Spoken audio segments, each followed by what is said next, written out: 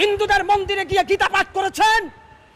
এই জামাতের আমিরকে আমি প্রশ্ন করি, আপনি হয়তো অনেক বড় একজন আলেম, আপনাকে প্রশ্ন করে তাহলে তো এটা ধর্ম যার যার উৎসব সবার হয়ে গেল। আপনারা যেতে পারেন হিন্দু ভাইদের মন্দির পরিদর্শন করার জন্য, আপনাকে মুখে দাড়ি রেখে মাথায় টুপি দিয়ে হিন্দুদের পূজা মূর্তির সামনে গীতা পাঠ করার জন্য কি আল্লাহ বলেছে না রাসূল বলেছে? হয় মিয়া জবাব দেন। আবার দেখি যে চট্টগ্রামে পূজা মণ্ডপে গিয়ে ইসলামী সঙ্গীত পরিবেশন করতেছেন। এগুলা হচ্ছে কি? এগুলা হচ্ছে ভারতীয় রয়ের মারপ্যাসের পাতানো পাতায় আপনারা পা দিয়েছেন। ভয়ঙ্কর পরিণতির জন্য আপনাদের অপেক্ষা করতে হবে।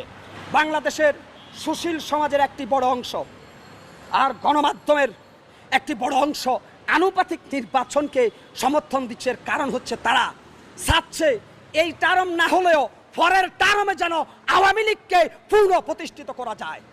এটা হচ্ছে তাদের ভয়ঙ্কর জাল ফাটানো ফাঁদ।